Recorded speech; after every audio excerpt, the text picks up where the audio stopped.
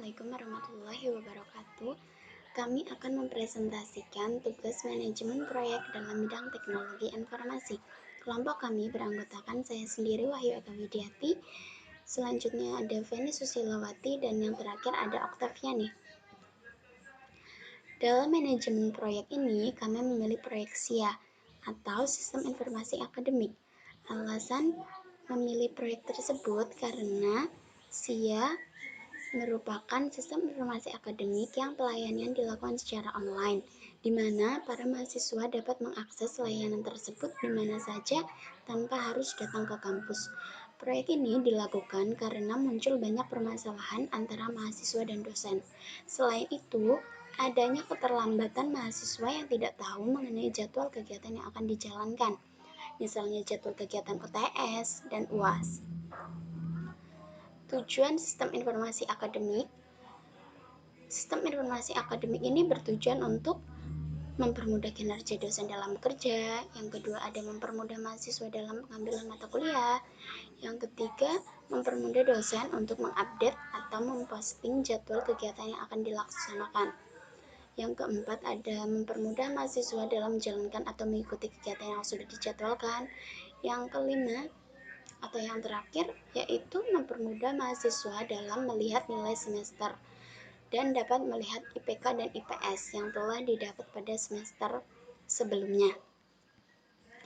Nah, sumber daya yang dibutuhkan dalam sistem informasi akademik yaitu satu, ada perangkat keras seperti komputer untuk server. Yang kedua, ada perangkat lunak untuk sistem online. Yang ketiga, tenaga ahli IT yang memadai. Yang keempat, gedung atau tempat pusat operasi sistem. Yang kelima, dana yang memadai. Untuk slide yang selanjutnya, yaitu slide kelima, yaitu adanya stakeholder sistem informasi akademik. Stakeholder yang ada pada sistem informasi akademik yaitu mahasiswa, dosen, staf, kemudian akademik. Selanjutnya yaitu adanya proses pelaksanaan program. Proses pelaksanaan program ini sangat ditekankan pada manajemen proyek, di mana manajemen proyek itu dalam bidang teknologi informasi lebih menekankan yaitu adanya alasan dari proyek itu dibuat, kemudian tujuannya, dan kemudian proses pelaksanaan dari manajemen tersebut. Di sini proses pelaksanaan program dari sistem informasi akademik yaitu proses pelaksanaan program dapat dilaksanakan jika data awal telah dipersiapkan atau dirancang terlebih dahulu. Proses awal adalah mengisi seluruh data dosen sesuai dengan format yang telah dipersiapkan. Setelah data dosen dimasukkan, maka proses berikutnya mengisi data induk mahasiswa mengikuti format yang sudah dirancang. Setelah itu, proses pengisian data mata kuliah sesuai dengan kurikulum yang berlaku pada masing-masing jurusan atau program studi. Dilanjutkan dengan mengisi data menyangkut keberadaan pimpinan fakultas atau pascasarjana dan jurusan atau program studi. Kemudian, pengisian data jadwal perkuliahan dapat dilakukan jika data mata kuliah dan data dosen sudah ada. Selesai pembuatan jadwal perkuliahan diikuti dengan proses pengisian kartu rencana studi mahasiswa yang terdaftar atau KRS. Pengisian KRS bisa dilakukan sendiri oleh mahasiswa, tetapi dengan syarat mahasiswa tersebut sudah membayar SPP untuk semester berjalan. Setelah proses pengisian KRS selesai, maka pencetakan daftar kelas setiap mata kuliah bisa dilakukan.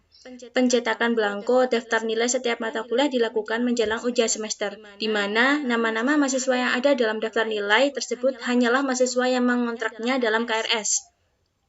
Setelah belangko daftar nilai diisi oleh dosen, maka semua nilai dimasukkan lagi ke dalam sistem kemudian bersama dengan KRS ditransfer ke KHS atau kartu hasil studi. Jika proses ini berjalan dengan baik, maka langkah berikutnya adalah proses pencetakan KHS, di mana IPK, IP semester maupun IPK dan lain sebagainya ada di dalamnya. Kemudian untuk slide selanjutnya yaitu adanya manfaat sistem informasi akademik ini bagi perguruan tinggi, yaitu yang pertama, memudahkan proses pengolahan data akademik dan non-akademik. Yang kedua, integrasi data. Ketiga, sebagai pusat informasi. Kemudian yang keempat, memberikan laporan perkembangan mahasiswa dalam proses kegiatan mengajar. Yang kelima, kampus itu lebih up to date dan dengan bahasa lain tidak tertinggalan zaman. Kemudian yang keenam, sebagai alat rekam segala kegiatan kampus, di mana semua kegiatan kampus mengenai jadwal UTS maupun UAS ataupun hal lainnya bisa memanfaatkan sistem informasi akademik ini. Di sini saya akan melanjutkan presentasi dari kelompok kami. Slide selanjutnya yaitu ada manfaat sistem informasi akademik bagi mahasiswa. Tak hanya manfaat bagi perguruan tinggi saja, sistem informasi akademik juga bermanfaat bagi mahasiswa. Di antaranya, 1. Memudahkan mahasiswa dalam pengisian dan perbaikan KRS. Kedua, memudahkan dan mempercepat registrasi atau registrasi dan pembayaran. Ketiga, mahasiswa dapat melihat nilai melalui SIA, kapan, dan di mana saja. Dan terakhir,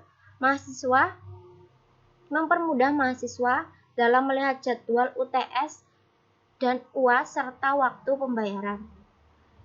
Jadi, mahasiswa dapat mengakses SIA kapan saja, di mana saja, agar mempermudah mahasiswa untuk mendapatkan informasi seperti nilai, pengisian, dan perbaikan KRS. Selain manfaat, ada juga tantangan tersendiri dalam membangun sistem informasi akademik. Di antaranya, 1. Biaya yang relatif besar atau mahal.